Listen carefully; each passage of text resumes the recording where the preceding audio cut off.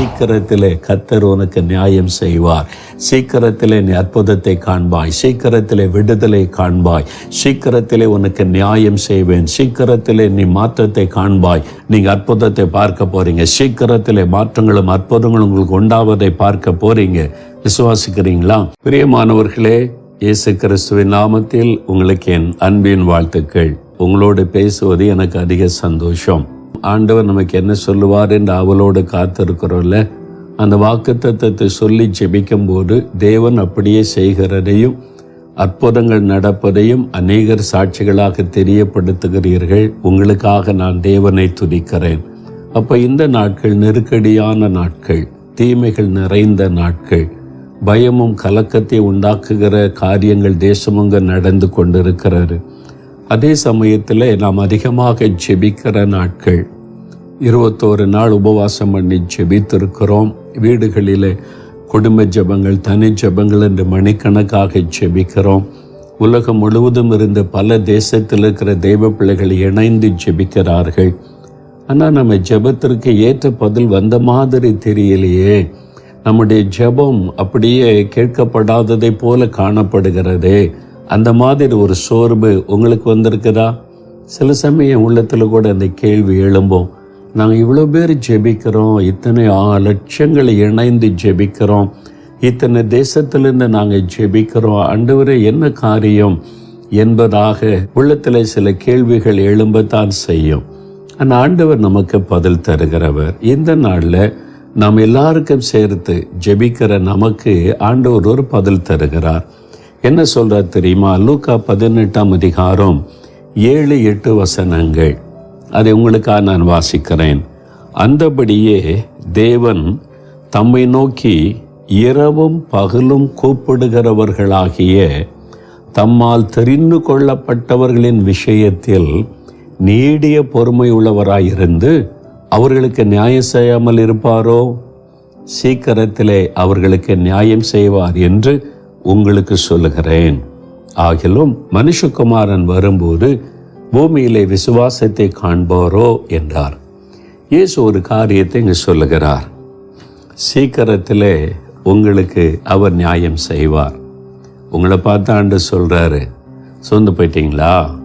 இந்த லூக்கா 18 அதிகாரம் 1ஆம் வசனத்தில் சோர்ந்து போகாமல் எப்பொழுதும் ஜெபம் பண்ணுங்கள் அப்படின்னு இயேசு சொல்லிட்டு அப்போ ஒரு ஓமையை சொல்லிக்கொண்டே வந்துதான் இந்த வார்த்தையை வாக்குத்தத்தமாய் சொல்லுகிறார்.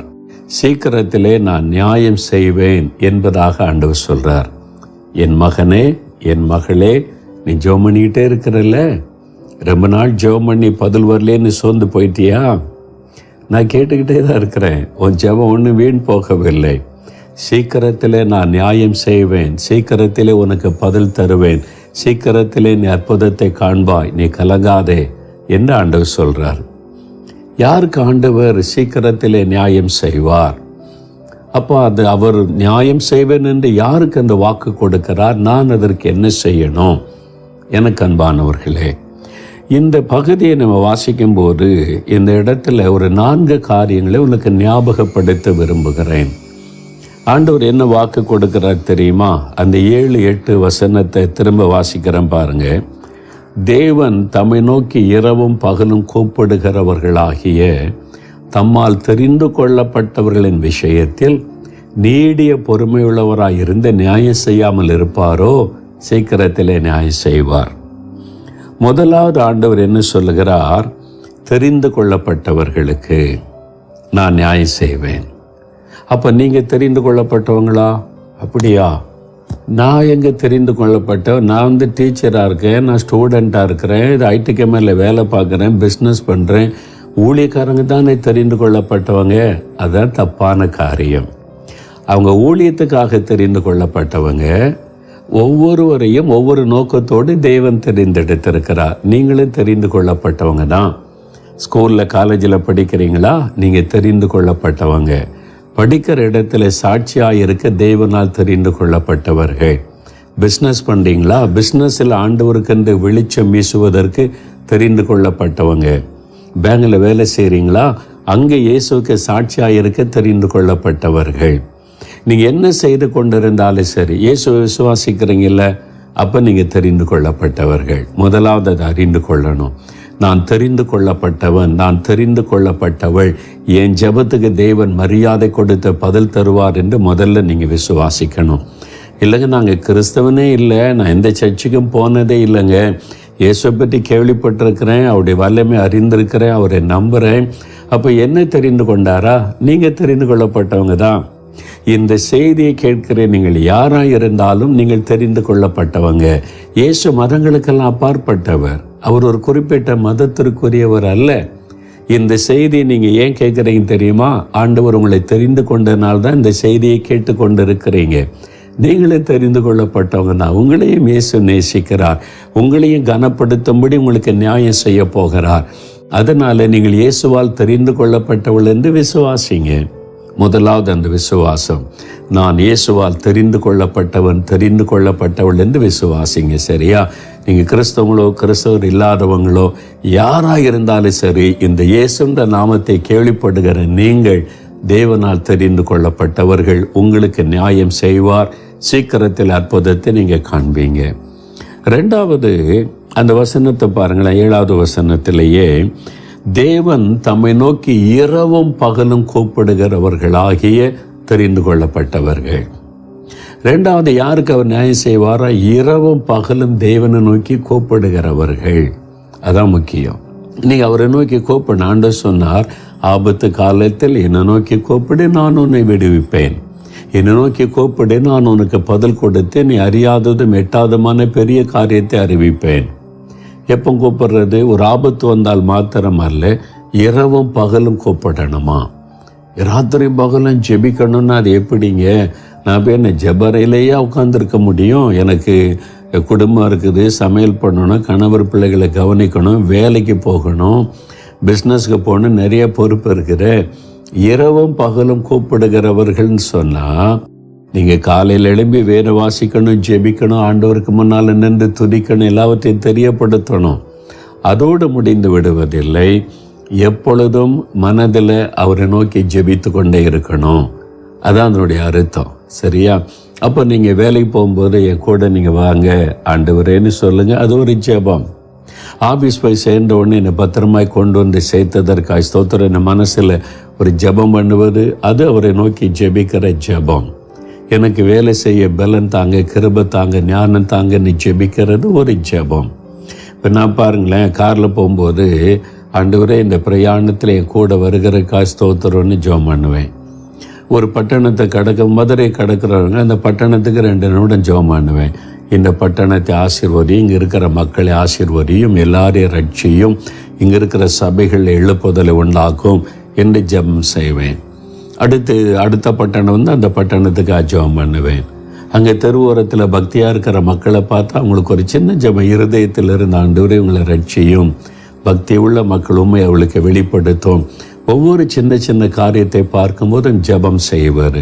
அதான் இரவும் பகலும் கூப்பிடுவது என்பது எப்பொழுதும் ஆண்டவருடைய தொடர்பில் இருப்பது, ஒவ்வொரு காரியத்திற்கும் விண்ணப்பம் செய்வது. உங்களுடைய தேவைகளுக்கு மாத்திரமல்ல, உலகத்திலே பார்க்கிற காரியத்திற்கும் நீங்கள் ஜெபம் செய்வது. இப்போ டிவியில் நியூஸ் பார்க்குறீங்க, அப்போ டெல்லியில் இந்த மாதிரி கொள்ளை நோயினால் பாதிக்கப்பட்ட மக்கள் மறிக்கிறாங்க, கஷ்டப்படுறாங்க. இந்த மாநிலத்தில், தமிழ்நாட்டில் அப்படின்னு பார்க்கும்போது அந்த காட்சியை பார்க்குறீங்கல்ல, அப்படியே பார்த்துட்டு போவதில்லை. உங்களுடைய இருதயம் தேவனை நோக்கி கூப்பிடணும். ஆண்டவரே, என் ஜனத்துக்காக ஜெபிக்கிற இந்த நிலைமை மாறணும், எல்லாருக்கும் ஆக்சிஜன் கிடைக்கணும், எல்லாருக்கும் மருத்துவ உதவி கிடைக்கணும், இந்த நிலைமையிலேருந்து என் தேச மக்கள் பாதுகாக்கப்படணும், அவங்க ரட்சிக்கப்படணும், அவங்க உண்மை அறிந்து கொள்ளணும்னு ஜெபம் செய்வார். இப்போ ரவுடிகள் கொஞ்சம் பேர் கைது பண்ணாங்க, இந்த ரவுடிகளை பிடிச்சிருக்கிறாங்கன்னு தெரிஞ்சால் அவங்க ரட்சிக்கப்படணும். ஆண்டவரே, அவங்களுக்காக சிலுவையில் ரத்தம் சிந்தினீங்க, ஒரு சின்ன ஜெபம் செய்வார். ஒரு முதலமைச்சரை பற்றி நியூஸில் பார்க்குறீங்க, பிரதமரை பற்றி பார்க்குறீங்க, எங்களுக்கு தந்திருக்கிற பிரதமருக்கு ஆட்சேபிக்கிறேன், முதல்வருக்கு ஆட்சேபிக்கிறேன், அவங்க மேலே ஆளுகை செய்துங்க, நாட்டுக்கு நல்லதை நடக்க அவங்கள பயன்படுத்துங்க. சின்ன சின்ன காரியத்திற்கு ஜெபம் செய்வார். நான் சில சமயம் தூத்துக்குடிலேருந்து சென்னைக்கு விமானத்தில் போனால் ஃப்ளைட் ஏறின உடனே நான் பெரும்பாலும் விண்டோ பகுதியில் சீட்டு வாங்கியிருப்பேன். அங்கேருந்து பார்த்து தூத்துக்குடி பட்டணத்துக்காக ஜெபம் செய்வேன். அதை தாண்டி மதுரை வந்துட்டு மதுரைக்காக ஜெபம் பண்ணுவேன். அதை தாண்டி திருச்சி வந்துட்டு அங்கேருந்து திருச்சிக்காக கொஞ்ச நேரம் ஜெபம் பண்ணுவேன். நெய்வேலிக்காக ஜெபம் பண்ணுவேன். சென்னைக்குள்ளே என்றானோன்னு சென்னைக்காக ஜெபம் பண்ணுவேன். அங்கேருந்து வர்றதுக்குள்ளே பல நம்முடைய நேரம் மனதிலிருந்து ஜெபம். அது கண்ணை மூடி அப்படிலாம் ஜெபிக்கணும் அவசியம் இல்லை. இருதயத்திலிருந்து தேவனிடத்தில் தெரியப்படுத்துவது. அதே மாதிரி உங்களை பாரப்படுத்துகிற காரியம், உங்களுடைய குடும்பத்தின் காரியம், ஆண்டவரே என் குடும்பத்தில் இந்த நன்மை நடக்கணும், எல்லாரும் ரட்சிக்கப்படணும், இந்த திருமண தடைகள் மாறி காரியம் வாய்க்கணும். நீங்கள் அப்படியே போய் ஜெபரையில் முழங்கால் போட்டு எப்போவுமே ஜெபிச்சிட்டு இருக்க முடியாதுல்ல. காலையில் 1 மணி நேரம் 2 மணி நேரம் ஜெபிக்கலாம். ஆஃபீஸ் போகும்போது வரும்போது மனதில் இந்த காரியத்தை தெரியப்படுத்துங்க. இதில் எனக்கு ஒரு அற்புதம் செய்யுங்க, இவங்களுக்கு விடுதலை கொடுங்க, இவங்களுக்கு உங்களை வெளிப்படுத்துங்க. ஆண்டவரே இந்த கடன் பிரச்சனை எங்கள் குடும்பத்துக்கு ஒரு விடுதலை தந்துருங்க. அப்பப்போ நீங்கள் ஜெபிக்கிறாரு. சாப்பிட உட்காரும்போது கூட ஜெபிக்கிற எத்தனை பேர் உணவில்லாமல் எங்கள் தேசத்தில் கஷ்டப்படுறாங்க. அவங்கள போஷிக்கும்படி நீங்கள் ஒரு அற்புதம் செய்யுங்க. ஜெபம் செய்வார். இந்த உணவை எனக்கு தந்ததற்காய் ஸ்தோத்திரம், தண்ணீரை தந்ததற்காய் ஸ்தோத்திரம். ஒவ்வொன்றுக்கும் ஆண்டவரை துதிப்பது ஜெபிப்பார். இரவு படுக்க போகும்போது இந்த நல்ல நாளை கொடுத்தீங்க, நன்றி, என் கூட இருக்கிறீங்க, இஸ்ரவேலை காக்கிற தெய்வம், தூங்குவதும் இல்லை உறங்குவதும் இல்லை, உங்களுடைய அன்புக்காக ஸ்தோத்திரம். நீ ஜெபம் பண்ணிட்டு தூங்குனீங்கன்னா உங்களுக்கு தெரியும், உங்களுடைய சரீரம் இளைப்பாறும், உங்களுடைய ஆவி தேவனிடத்தில் விண்ணப்பம் பண்ணி கொண்டே இருக்கும். நீங்கள் அதை உணர முடியும். நீங்கள் அந்த அனுபவத்தில் வந்துட்டா தெரியும். நான் நித்திரை பண்ணினேன், நீ ஆவி விண்ணப்பம் பண்ணிட்டின்னு ஒரு பக்தன் சொல்லுகிறார். உங்களுடைய ஆவி ஆண்டவரோடு பேசிக்கிட்டு இருக்கிறத உணர முடியும். நீ எப்பவுமே ஆண்டவரோடு இருந்தால் இந்த அனுபவத்தை நீங்களும் உணர முடியும். காலையில் எழுந்த உடனே எத்தனை மணிக்கு எழும்பினாலும் நீங்கள் அப்படியே ஜெபிக்கிறவங்களாம் எழும்புவீங்க. ஒரு வித்தியாசம் உங்களுக்கு தெரியும். அப்போ 24 மணி நேரம் நீங்கள் இயேசுவோடு இருப்பதையும் ஜெபித்து கொண்டே இருப்பதையும் உணர முடியும். அதைத்தான் ஆண்டவர் சொல்லுகிறார். இடைவிடாமல் ஜெபிங்கன்னா என்ன அர்த்தம்? எப்பொழுதும் ஜெபமணி விழித்திருங்கன்னு இயேசு சொல்கிறான்னு என்ன அர்த்தம்? இருதயத்தில் நம்ம இயேசுவோட தொடர்பில் இருக்கணும். பார்க்குற ஒவ்வொருக்கும் நம்ம ஜெபிக்க செய்யணும். ஒரு காரியம் கேள்விப்பட்ட உடனே அதுக்காக ஜெபம் பண்ணணும். கூட வேலை பார்க்குறவங்க, படிக்கிறவங்க, அவங்களுக்கு ஒரு பிரச்சனை, நான் ஆண்டவரே என் ஃப்ரெண்டுக்காக ஜெபிக்கிறேன், அவங்களுக்கு இந்த பிரச்சனை மாற்றி கொடுத்துருங்க. சின்ன சின்ன ஜெபங்கள். இந்த ஜெபங்கள் பரலோகத்தில் ரொம்ப மேன்மையாய் கருதப்படும். நம்ம அற்பமாக நினைக்கிறோம்ல, ஏதோ பேசிக்கிட்டு இருக்கும்போது அப்படி போய்கிட்டு இருக்கும்போது சின்ன ஜெபம் பண்ணுறேன்னு நினைக்கிறீங்களா?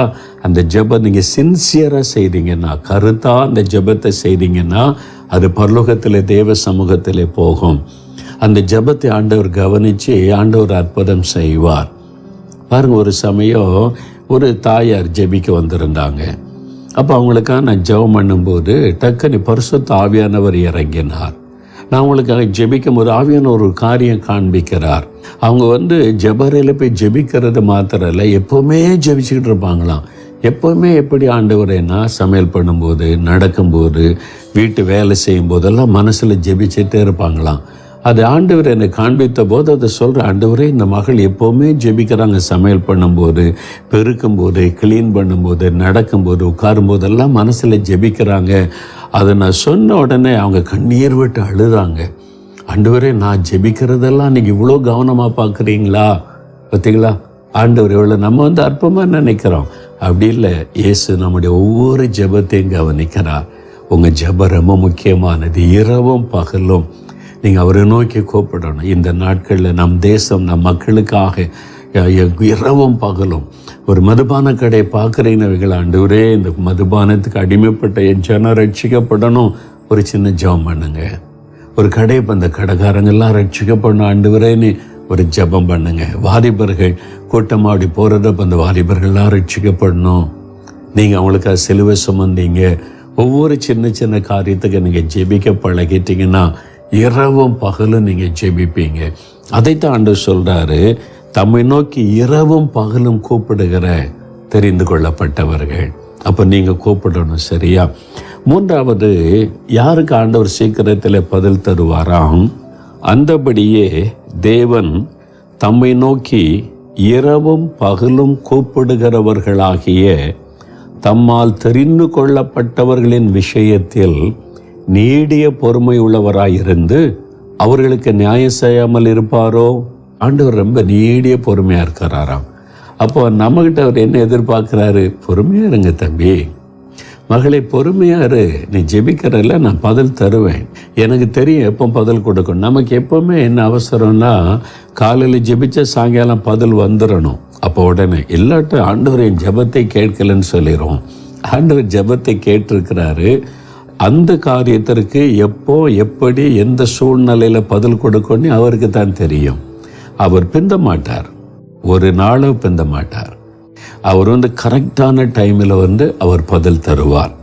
அதனால நம்ம பொறுமையாக ஜெபிச்சுக்கிட்டே இருக்கணுமா. சில சமயம் 10 வருஷம் ஜெபிச்சிருப்போம், இன்னுமே பதில் வரலையே, 10 வருஷமாக ஜெபிச்சுக்கிட்டே தான் இருக்கிறோம் அப்படின்னு சோர்ந்து போயிடுவோம். சிலர் 10 நாள்லேயே சோர்ந்து போயிடுவாங்க. 10 நாள் ஜெபிச்சுட்டு ஒன்று ஆண்டவர் பதில் வரலன்னு அதை மறந்துடுவோம். ஆனால் ஆண்டவர் நீங்கள் அந்த 10 நாள் ஜெபித்த ஜெபத்தை ஞாபகத்தில் வைத்திருப்பார். ஆண்டவரே, என் தேசத்தில் இதெல்லாம் தீங்கெல்லாம் மாறட்டும், நன்மை உண்டாகட்டும், கொள்ள நோய் அழியட்டும், இந்த காரியங்கள்லாம் மாறட்டும், ஆசீர்வதிக்கப்படணும்னு கண்ணீர் வடித்தோம், ஜெபித்தோம்ல. தேவன் அதை மறக்கலை, நினைவில் வைத்திருக்கிறார். ஆனால் ஏற்ற நேரத்தில் பதில் தருவார். நமக்கு கொஞ்சம் பொறுமை அவசியம். பாருங்கள், எபிரேயர் 10:36 ஆண்டவருடைய வார்த்தை ஒரு காரியத்தை சொல்றது பாருங்க. நீங்கள் தேவனுடைய சித்தத்தின்படி செய்து வாக்குத்தத்தம் பண்ணப்பட்டதை பெறும்படிக்கு பொறுமை உங்களுக்கு வேண்டியதாக இருக்கிறது. தேவன் நமக்கு ஒரு வாக்கு கொடுக்கிறார்ல, உன் ஜெபத்தை நான் கேட்பேன், உனக்கு பதில் தருவேன், பயப்படாதேன்னு. அந்த வாக்குத்தத்தத்தினுடைய நிறைவேறுதலை பெற்றுக்கொள்ள பொறுமை நமக்கு வேண்டியதாக இருக்கிறதாம். பொறுமையோடு இருந்து அந்த ஆசீர்வாதத்தை நம்ம பெற்றுக்கொள்ள வேண்டுமா, அதை ஆண்டவர் எதிர்பார்க்கிறார். மூடி பிரசங்கியான்னு ஒரு பிரசித்தி பெற்ற ஊழியக்காரர் இருந்தார். கடந்த நூற்றாண்டில் தேவனால் வல்லமையாய் பயன்படுத்தப்பட்டவர். அமெரிக்கா கண்டம், ஐரோப்பா கண்டத்தை இயேசுக்காக அசைத்த தேவ மனிதர் என்று சொல்லுவார்கள். அவ்வளவு ஆண்டவர் எழுப்புதலை பயன்படுத்தின மனிதர். ஒரு நாள் ஒரு தாயார் சொன்னாங்க, என் மகன் ரட்சிக்கப்படணும்னு நானும் 10 வருஷமாக ஜெபிக்கிறையா, ரட்சிக்கப்படவே இல்லையா, நான் சோர்ந்து போயிட்டேன், ஜெபம் என்ன பிரயோஜனம் என்பதான் நினச்சிட்டேன், விட்டுறலாம் அவ்வளோதான் நினச்சிட்டேன். நாங்கள் மூடி பிரசங்க தனக்கு ஒரு ப்ரேயர் டைரி வச்சுருப்பாராம், நிறைய ஜெப குறிப்புகளை எழுதி. அந்த அம்மா கூட்டு ப்ரேயர் டைரி திருப்பி காமிச்சாருங்க. பார்த்தீங்களா, என்னுடைய ஃப்ரெண்ட்ஸ் ரட்சிக்கப்படுவதற்கு நான் 20 வருஷத்துக்கு மேலே ஜெபம் பண்ணிக்கிட்டே இருக்கிறேன், இன்னும் அவங்க ரட்சிக்கப்படலை. ஆனால் நான் ஜெபத்தை விடலை, இன்னும் ஜெபித்து கொண்டு இருக்கிறேன். ஆண்டவர் என் ஜெபத்திற்கு கட்டாயம் பதில் தருவார் என்று எனக்கு தெரியும் என்று சொல்லி அவங்க அப்படியே ஆச்சரியப்பட்டு போனாங்க. இவ்வளோ பெரிய ஊழியக்காரர், உங்கள் ஜெபத்துக்கு 20 வருஷமாக இன்னும் பதில் வரலையா, இன்னும் ஜெபிக்கிறீங்களா? அப்போ நான் ஜெபத்தை விட மாட்டேன், பொறுமையோடு நான் பெற்றுக்கொள்ள வரைக்கும் ஜெபம் பண்ணுவேன்னு சொன்னாங்களாம். மூடி பிரசங்கியார் மரிப்பதற்குள்ளாக சில நண்பர்கள் ரட்சிக்கப்பட்டாங்க. அவர் மரித்த பிறகு சில நண்பர்கள் ரட்சிக்கப்பட்டார்கள் என்று வரலாறு சொல்லுகிறாரு. அப்போ நம்ம ஜெபிக்க வேண்டியது நம்முடைய பொறுப்பு. எப்போ எந்த நேரம் எப்படி பதில் கொடுக்கணும்னு கர்த்தருக்கு தெரியும். அவர் சரியான நேரத்தில் பதில் கொடுப்பார். யோவான் 11 லாசர் வியாதிப்பட்டுட்டான். பட் உடனே மாத்தாள் மரியாள் என்ன செஞ்சாங்க, இயேசுவுக்கு ஆள் அனுப்பினாங்க. அதுதான் ஜெபம். இயேசுவுக்கு சொல்லி அனுப்பினாங்க, நீர் சிநேகிக்கிறவன் வியாதியாக இருக்கிறான், நாங்கள் ஆபத்தான நிலைமையில் இருக்கிறோம், அப்படின்னா நீங்கள் உதவி செய்யுங்கன்னு ஜெபம் பண்ணியாச்சு. இயேசுக்கிட்ட ஜெப குறிப்பு போய்விட்டார். இயேசுக்கிட்ட போய் சொல்லியாச்சு, நீர் சிநேகிக்கிற லாசர் வியாதியாக இருக்கிறான், மாத்தாள் மரியாள் சொல்லி அனுப்புனாங்க. விண்ணப்பம் போய் சேர்ந்தாச்சு. இயேசு அப்படியா உடனே போகலாம் அப்படின்னு புறப்பட்டு வந்தாரா? இல்லை, அவங்கெல்லாம் அப்படி தான் எதிர்பார்த்துட்டு தான் இயேசு வந்துடுவார்னு எதிர்பார்த்தா வரவே இல்லை. இருக்கிற இடத்துல 2 நாள் பின்னு தங்கிட்டாராம். இவன் மறித்து 4 நாள் அடக்கம் பண்ணி 4 நாள் கழித்து தான் சேருகிறார். யோசித்து பாருங்க. இப்போ இயேசு நினைச்சிருந்தா என்ன செஞ்சிருக்கலாம்? அவர் இருக்கிற இடத்துல இருந்து அப்படியா நீ இப்போ சேருக்குள்ள லாசரு பிழைத்திருப்பான்னு சொன்னாலும் வியாதி சுகமாயிரும். அப்படி நடந்திருக்கல்ல, இயேசு சொல்லி நடந்திருக்கல்ல, அப்போ ஏன் அப்படி சொல்லலை? அவருக்கு தெரியும் எந்த ஜெபத்துக்கு எப்போ எப்படி பதில் கொடுக்கணும்னு. சோர்ந்து கூடாது. அதனால தான் ஆண்டு சொல்ல, சோர்ந்து போகாமல் எப்பொழுதும் ஜெபம் பண்ணுங்க. சோர்ந்துட்டிங்களா? ஆண்டு சொல்ல, என் மகளே சோர்ந்து போயிட்டியா? சோர்ந்து போகாத, ஜெபம் பண்ணிக்கிட்டே இரு, கேட்டுக்கிட்டே இரு, விண்ணப்பம் பண்ணிக்கிட்டே இரு, எனக்கு தெரியும் உனக்கு எப்போ பதில் தரணும்னு சொல்லி. 4 நாள் கழித்து வந்தார். அவன் சுகமாகணும்னு தானே ஜெபிச்சிருந்தான். பதில் கொடுத்தாரா இல்லையா? மரித்து போன லாசரை உயிரோடு கொண்டு எழுப்பி கொடுத்துட்டார்ல, அவனுடைய கண்ணீரை துடைச்சார் இல்லை? அவர் செய்வார். ஆனால் நீங்கள் விசுவாசத்தோடு கூட சோர்ந்து போகாமல் எப்பொழுதும் ஜெபிச்சுக்கிட்டே இருக்கணும், பொறுமையாக இருக்கணும். நம்ம ஜெபம் பண்ணி பொறுமையாக அதான் ரொம்ப கஷ்டம். இந்த பொறுமையாக காத்திருக்கிற டைம் இருக்குது ரொம்ப சேலஞ்சிங்கான டைம். நம்ம இவ்வளோ ஜெபிக்கிறோம், ஒன்றும் நடக்க மாட்டேங்குது அப்படின்னு சொல்லி மாற்றத்தை பார்க்க முடியல, அற்புதம் நடக்க மாட்டேங்குது, தடை மாற மாட்டேங்குது, இன்னும் எங்கள் குடும்பத்தில் இந்த நன்மை நடக்க மாட்டேங்குது, ஊழியத்தில் அற்புதம் நடக்க மாட்டேங்குது, என்ன செய்கிறது அப்படிலாம் நம்ம இவ்வளோ ஜெபிக்கிறோம், உபவாசிக்கிறேன், கண்ணீர் வடிக்கிறேன் நம்ம நினைப்போம். ஆனால் ஆண்டவர் பொறுமையாக பார்த்துக்கிட்டே இருப்பார், ஏற்ற நேரத்தில் அற்புதம் செய்வார். லூக்கா 1 பாருங்களேன், சகரியா ஊழியக்காரர், ஆசாரியன், தேவதூதன் சொல்ல, சகரியாவே உன் வேண்டுதல் கேட்கப்பட்டது, உன் ஜெபம் கேட்கப்பட்டதுன்னா சந்தோஷப்படணும்ல. என் ஜெபம் கேட்கப்பட்டுச்சா, ரொம்ப சந்தோஷம். உன் ஜெபம் நீ குழந்தைக்கு ஜெபம் பண்ணல, உன் ஜெபம் கேட்கப்பட்டுச்சு, உன் மனைவி கர்ப்பவதியாகி குழந்தை பெறுவான்னு சொன்னா இவர் அது எப்படி நடக்கும்? நான் கிழவன் ஆயிட்டேன், என் மனைவி கிழவி ஆயிட்டா, இனிமே எப்படி குழந்தை பிறக்கும்? சந்தோஷப்படலை, கேள்வி கேட்குறாரு. ஏன்? அவர் எப்போ ஜெபம் பண்ணார்? 20 வருஷத்துக்கு முன்னால். இப்போ வயசாகி போச்சு. 20 வருஷத்துக்கு முன்னால் அவர் ஜெபிச்சார், எங்களுக்கு குழந்தை தாங்க ஆண்டவரே, என் ஊழியத்தை செய்கிறதுக்கு. ஆண்டவர் அமைதியாக இருந்துட்டாரு, அவள் விட்டுட்டார், அவ்வளோதான். ஆனால் தேவன் அந்த ஜெபத்தை மறக்கலை. அந்த ஜெபம் 10க்கு முன்னால் இருந்து கொண்டு இருந்தது. சரியான நேரத்தில் தேவன் பதிலை கொடுக்க தூதனை உன் ஜெபம் கேட்கப்பட்டது. இப்போ நான் ஜெபிக்கவே இல்லையே குழந்தைக்காக, நீ அப்போ ஜெபம் பண்ணல, பதில் கொடுத்தார், யோவான் ஸ்நானகனை கொடுத்தார். அதே மாதிரி நீங்கள் ஜெபிக்கிறத மாத்திரம் விட்டு விடாதங்க, சோர்ந்து போகாதங்க, எப்பவுமே ஜெபிச்சுக்கிட்டே இருங்க, பொறுமையாக இருங்க. அவர் பதில் தருவார், அற்புதம் நடக்கும், விடுதலை தருவார். இந்த பொறுமையாக காத்துருங்க, இந்த நாளில் உங்களுக்கு அற்புதம் செய்யலாம். கடைசியாக பாருங்களேன், யாருக்கு ஆண்டவர் நியாயம் செய்வாராம்? அது பார்த்தீங்களா, மனுஷகுமாரன் வரும்போது பூமியில விசுவாசத்தை காண்பாரோ, அங்கே விசுவாசன்ற வார்த்தை சொல்றாரு. ஏன்? விசுவாசத்தினால தான் அற்புதம் நடக்கும். அப்போ நீ விசுவாசத்தோடு ஜெபிக்கணும். ஆண்டவர் என் ஜெபத்தை கேட்கிறார், என் ஜெபத்திற்கு பதில் தருவார், ஏற்ற வேளையில் அவர் தருவார், ஆண்டவர் கட்டாயம் அற்புதம் செய்வார் என்று விசுவாசத்தோடு ஜெபிக்கணும். மத்தேயு 21:22 ஆண்டவர் சொல்லுகிறார், நீங்கள் விசுவாசம் உள்ளவர்களாய் ஜெபத்தில் எவைகளை கேட்பீர்களோ அவைகளெல்லாம் பெற்றுக்கொள்ளுவீங்க. விசுவாசத்தோடு ஜெபம் பண்ணுங்க.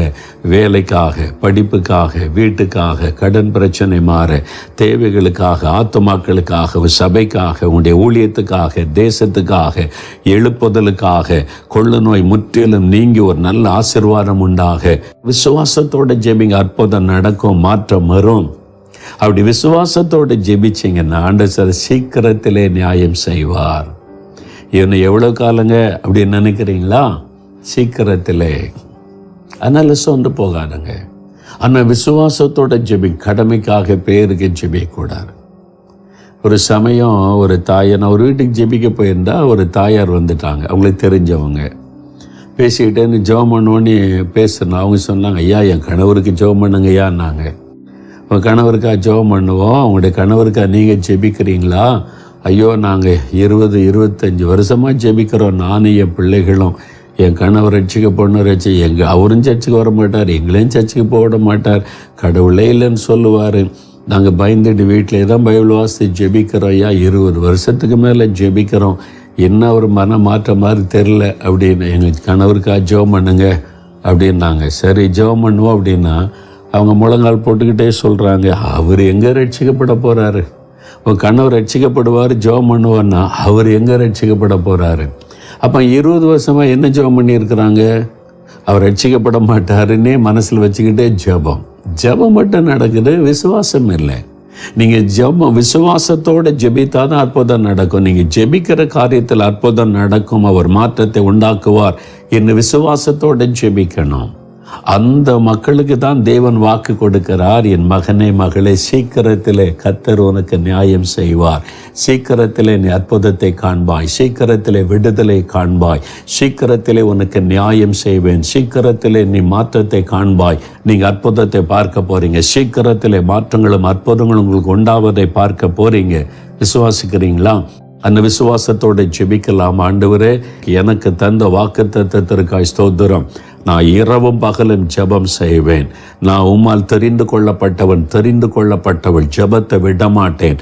பெற்றுக்கொள்ளும் வரைக்கும் நான் ஜெபம் பண்ணுவேன். நான் விசுவாசிக்கிறேன் என்று நாம் ஜெபிக்கலாமா? இப்போ ஜெபம் செய்வோம். தகப்பனே, அருமையான இந்த பிள்ளைகளோடு இணைந்து ஜெபிக்கிறேன். நீர் கொடுத்த இந்த வாக்குத்தத்தத்திற்காய் ஸ்தோத்திரம். சீக்கிரத்திலே நியாயம் செய்வேன் என்று வாக்கு கொடுத்திருக்கிறீர். சீக்கிரத்தில் அற்புதத்தை காண செய்ய போகிறீர். இந்த அற்புதத்தை உம்முடைய பிள்ளைகள் காண போகிறார்கள்.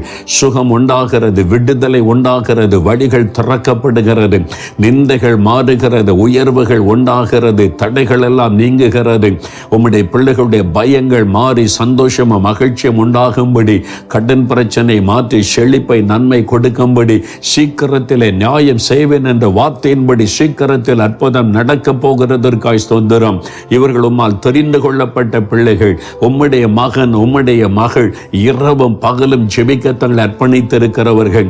பொறுமையோடு அவங்க காத்திருக்கிறாங்க. இவ்வளவு நாட்கள் ஜெபம் பண்ணி காத்திருக்கிறார்கள். அப்பா, விசுவாசிக்கிற இந்த பிள்ளைகள் என்னுடைய வார்த்தையின்படி இந்த அற்புதம் நடப்பதாக, இன்றையிலிருந்து அந்த அற்புதங்களை கண்டு மகிழும்படி செய்வீராக. சீக்கிரத்திலே கர்த்தர் நியாயம் செய்வார் என்ற வார்த்தையின்படி அந்த அற்புதங்களை, மாற்றங்களை, விடுதலைகளை, சுகத்தை கண்டு மகிழும்படிக்கு செய்யும். இயேசு கிறிஸ்துவின் நாமத்தில் அற்புதம் நடக்கட்டும் என்று நான் ஜெபிக்கிறேன். இயேசுவின் நாமத்தில் ஆமேன், ஆமேன். பிரியமானவர்களே, ஆண்டவர் அற்புதம் செய்துட்டார். விசுவாசிக்கிறீங்களா? இந்த லூக்கா 18:1-8 வாசித்து தியானித்து ஜெபிங்க. சீக்கிரத்தில் அற்புதத்தை காண்பீங்க. ஆமேன்.